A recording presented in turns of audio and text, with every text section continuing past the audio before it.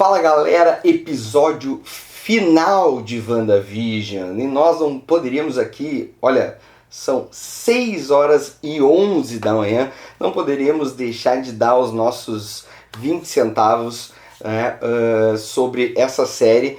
E você que está assistindo pela primeira vez aqui no canal, sabe que tem vídeos sobre cultura pop, quadrinhos, filmes, séries, games, toda segunda, quarta e sexta. E também momentos especiais, inclusive agora, de madrugada, nós já vamos colocar esse vídeo que vai ser um review rápido sobre o último episódio que eu acabei de assistir. Mas se inscreva aí no canal, ative o sininho, porque hoje, por exemplo, hoje, dia 5 de março, nós teremos uma live às 8 horas, falando tudo sobre toda a temporada de WandaVision, com mais detalhes.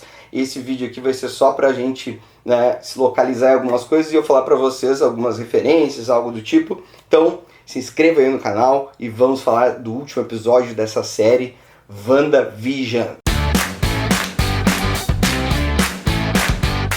Bom galera, primeiramente eu quero dizer que o episódio passado e grande parte desse último episódio, tá, que é o episódio 9, ele tem referência sim nos quadrinhos, principalmente neste aqui, ó, que eu vou mostrar pra vocês, que é a busca pelo Visão, tá? Por quê? Porque neste arco é onde a Wanda vai atrás do Visão. E o Visão, ele é constituído de uma forma etérea, de uma forma branquinha. O que aconteceu no final do episódio passado e vai continuar acontecendo neste, mas eu vou explicar um pouquinho mais para vocês. Se vocês quiserem saber mais sobre como que foi essas transições das fases, da Wanda Maximoff nos quadrinhos, tem um especial do nosso querido Bonês falando tudo sobre as aparições dela, como foram lançadas no Brasil. Tá aqui no card e vai estar aqui embaixo no link, vale muito a pena. Bom galera, no último episódio a gente tem a menção a Feiticeiro Escarlate, ao termo Feiticeiro Escarlate, que vai ser explorado nesse último episódio. E também a magia do caos, que seria a magia que ela, como feiticeira, como bruxa, ela dominaria, a Wanda Maximoff. O episódio ele já relembra que o Visão Branco ele foi criado por um fio de energia que foi retirado ali, de todas aquelas investidas que a SWORD fez naquele domo, e acabou resgatando ali um fio de energia, e esse Visão Branco nada mais é do que reviver um clone de um Visão, só que sem a joia da alma. Então, assim como nos quadrinhos, só que nos quadrinhos de uma forma muito mais antiga, a Agatha, da série, ela mostra o seu passado, ela tem ali o seu passado revelado, onde várias bruxas condenam ela por ela estar roubando, ou tentando aprender magias e não ter essa permissão, e ela acaba matando todas elas, se defendendo ali, matando todas elas. Então ela seria realmente uma bruxa ali na época de Salem e tudo mais. Enfim, isso tudo é mostrado, e é mostrado também que ela tenta ser uma pessoa boa, ela até pede para sobreviver, para ser uma pessoa boa. Então ela não é de toda má, e isso a gente vai ver no decorrer desse episódio. Ela também não é a vilã principal da série. Obviamente que aqui a gente vai dar alguns spoilers, mas sim, ela tenta no início do episódio roubar os poderes da Wanda, e ela passa boa parte do episódio fazendo isso.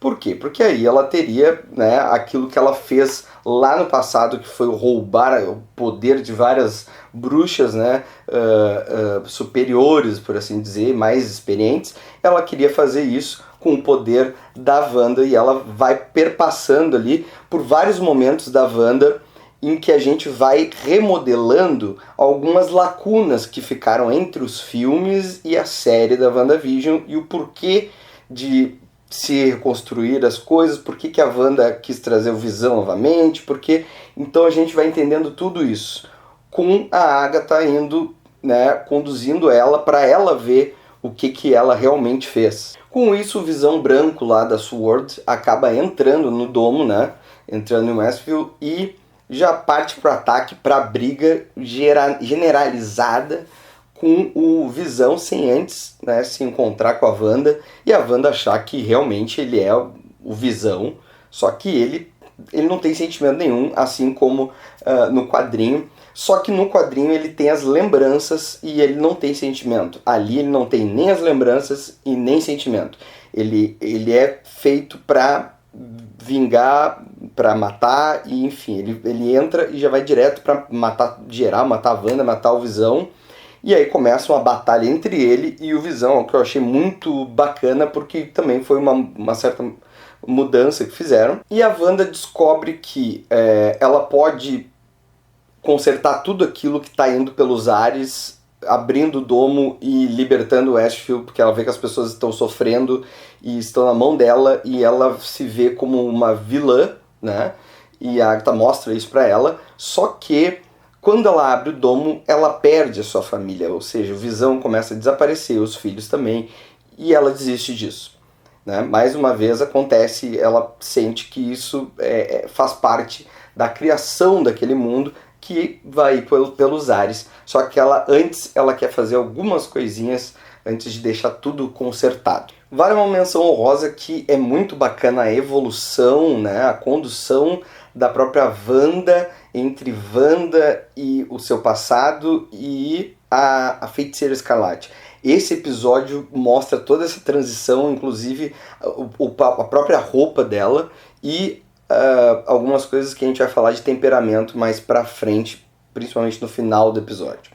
Os dois Visão, por assim dizer, os dois Visões, os dois Visão, né, eles se encontram e no meio do debate o Branco se mostra totalmente apático e totalmente controlado por algo que ele não entende, mas ele é racional.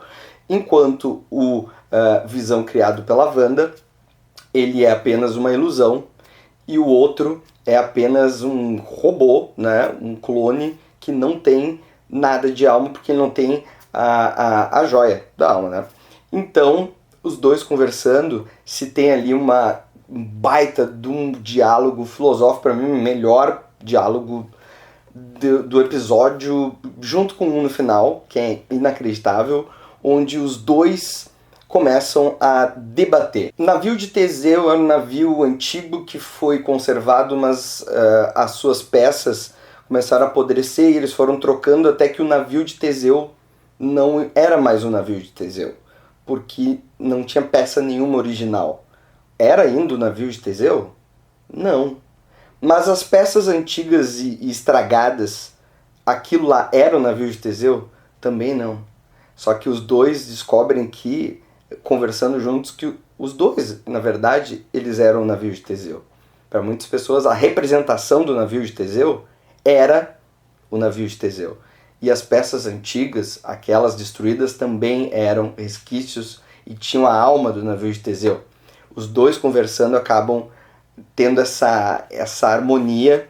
E o que acontece? O Visão criado pela Wanda, ele acaba por implantar as suas memórias no Visão Branco, que não tinha os dados de memória, ao contrário, né, do que a gente do que eu mostrei na história ali, que ele não tinha sentimento, mas ele tinha todos os dados na mente.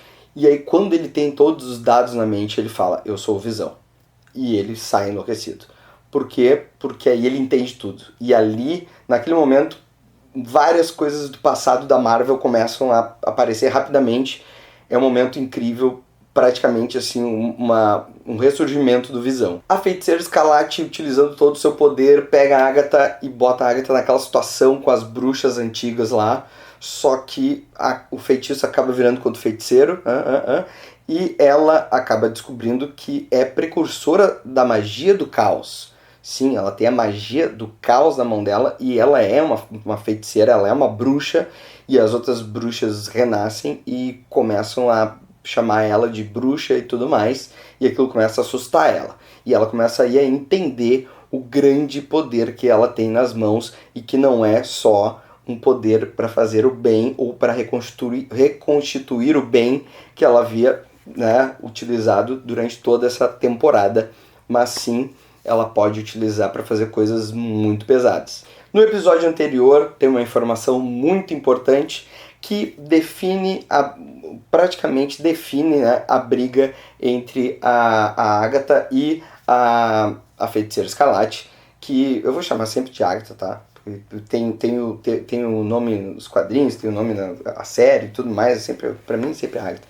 Que é o seguinte, ela falou que dentro do porão dela, onde ela tinha o livro dela lá das runas, a Agatha, né, ela não tinha, quer dizer, ela não era atingida por nenhum poder porque ali tinha uma proteção. O que acontece no meio de uma briga homérica entre a Feiticeira Escarlate e a Agatha, cara, coisas horrendas acontecendo e a própria feiticeira perdendo seu poder e morrendo, porque a Agatha vai absorvendo, né, todo o poder dela, era isso que ela queria. Só que do nada a Feiticeira Escarlate começa a ficar muito poderosa, e extremamente poderosa, e puxa o poder de volta, inclusive o da Agatha. E runas começam a aparecer no domo, né, na proteção. E aí ela relembra um ensinamento do episódio anterior que a própria Agatha deu para ela, que no meu ambiente controlado, das minhas runas, das minhas regras, o meu poder, né, é o absoluto, e o teu, se eu quiser, o teu não pode me atingir. E é isso que acontece. Com isso, algumas coisas vão mudando e a gente nota que a Feiticeira Escarlate, assim como aconteceu também naquele arco e depois, né, no decorrer, a feiticeira começa a dar uma despirocadinha e ela, aquele drama, a mistura de drama, de sofrimento, de tudo na cabeça dela indo pelos ares, né, aquilo começa a mudar um pouco o comportamento dela. Mas ela fala com Visão e eles têm a ideia de, cara, acabar com tudo, né? Desfazer aquele domo e entregar o Asheville e, né, pro mundo real e, cara, e a Wanda seguir a vida dela. Com isso, eles pegam os filhos deles, botam pra dormir. E eu fiquei comovido porque o Visão, de uma forma terna e quase ingênua, ele pergunta o que ele é, ele chora e ele acaba fazendo um raciocínio muito lógico de que ele era um robô, depois ele pensava, depois ele era um pensamento que tinha interações e depois dessas interações ele teve emoções. Então ele era um organismo de informação e que agora sabia o que era amor, etc, né? Então é quase uma homenagem ao Clube da Luta, tem uma cena linda deles na frente da janela e o domo vindo para destruir, né, o Visão, e ele tipo falando, olha, o que vai ser agora, né? O que eu viro, E eu acho uma homenagem até ao Clube da Luta porque era tudo imaginação da Wanda, né? Então aquilo ela criou. Não deixa de ser quase uma esquizofrenia, né? Uma criação da mente dela, aquela coisa né, daquela paranoia de não ficar sozinha, de perder algo ou alguém e não aceitar aquilo. E é lindo, o diálogo deles é incrível, eu fiquei extremamente emocionado. Para vocês saberem, tem 2 cenas pós-créditos, ok? Uma delas é, para mim, extremamente importante.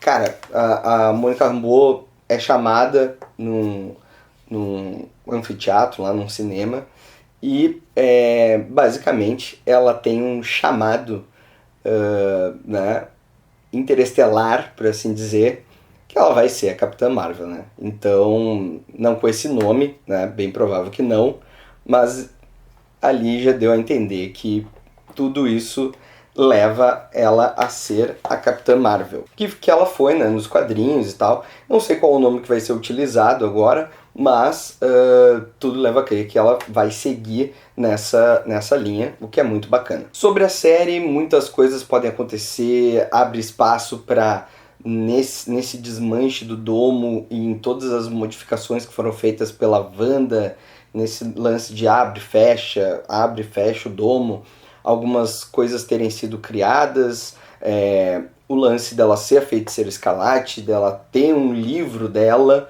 e dela ter uma versão, porque numa das cenas pós-créditos mostram a versão dela ali com o livro e, cara, ela tá começando a pirar e isso abre um leque de opções que a gente já viu nos quadrinhos, que aí tem Dinastia M, tem, enfim, né, Vingadores A Queda, tem várias coisas que podem ser exploradas.